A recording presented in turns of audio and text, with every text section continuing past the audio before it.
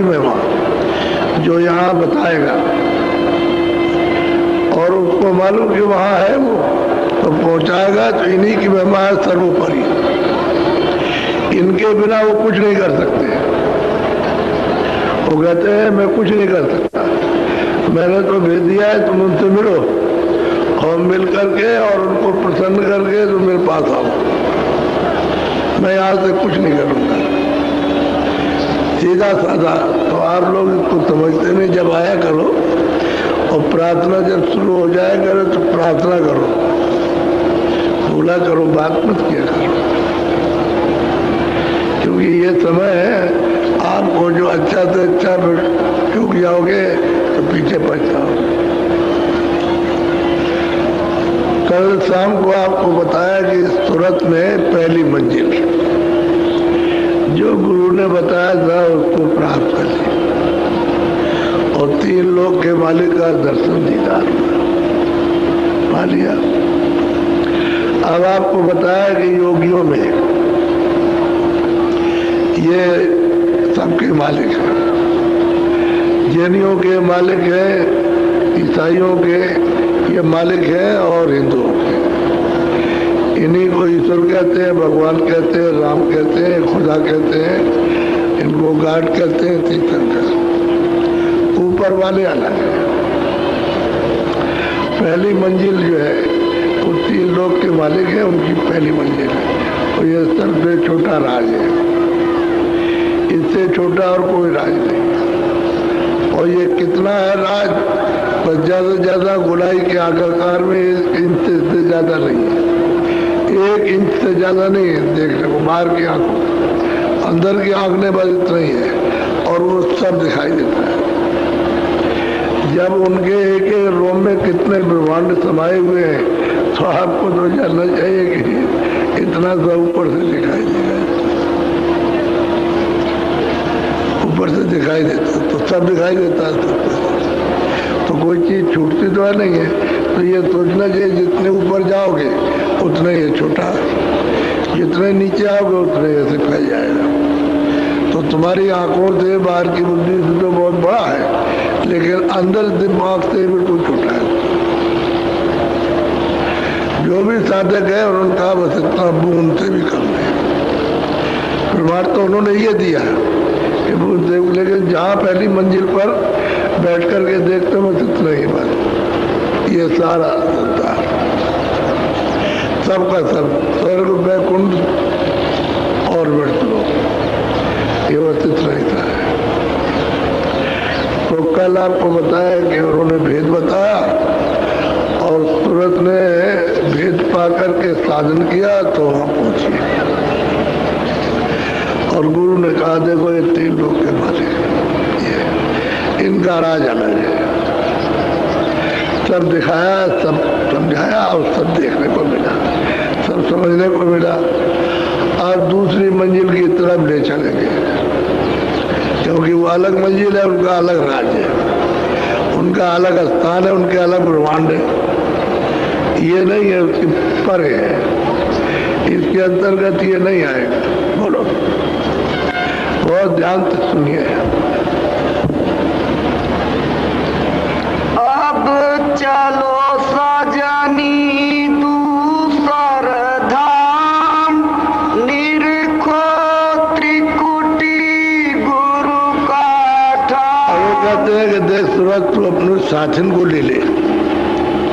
साथिन क्या है? सूरत की सील, क्षमा, संतोष, विवेक, ये सूरत की सखियां साथ देने वाली। तो जिसमें सील है, संतोष है, विवेक है, वो तो सूरत का साथ देगी। और काम है, क्रोध है, लोभ है, मोह है, कार है, ये उसके विरोधी है। तो कहते हैं कि सूरत उस सखियों को साथ ले चल, दूसरे धाम पर चल, दूसरे मुकाम पर, दूसरे स्थान पर, और वहां पर दोनों मिलेंगे, यानी ब्रह्म का भी दर्शन होगा और गुरु भी मिलेंगे। गुरु की भी वहां बैठक है और उनकी भी बैठक है। चल वहां त्रिकुटी जल, और ये मतलब ये बड़ा ऊंचा किला है, पहाड़ जैसे होते हैं पहाड़, तो जैसे ये पहाड़ है पत्थर के, तो सोने का पहाड़ है।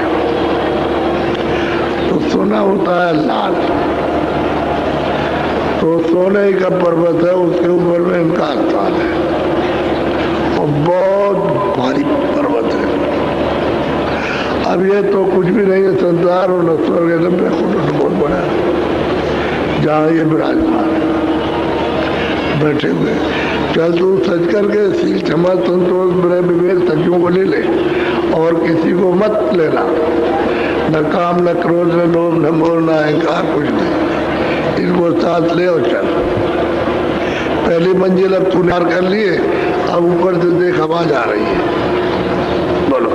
ओंकार धुन जहाँ विश्राम, गरजे बादल औघन श्याम। कहते हैं कि ओंकार का वहाँ विश्राम है, वहाँ वो रहते हैं। ऐसे जल्दी में लोग ओम कहते हैं, लेकिन ओंकार है। रामायण में भी आया है, उन्होंने रामायण में भी लिखा है। ऐसा नहीं है कि वो रामायण बना दी और 7 खंड की, उनकी घट की रामायण तो अलग है और 7 का रामायण अलग है, उसमें भी ये लिखा हुआ। लेकिन अब वो आपको नहीं मिलेगा, जो साधक होगा, जो ऊपर जाता होगा, उसको मालूम है।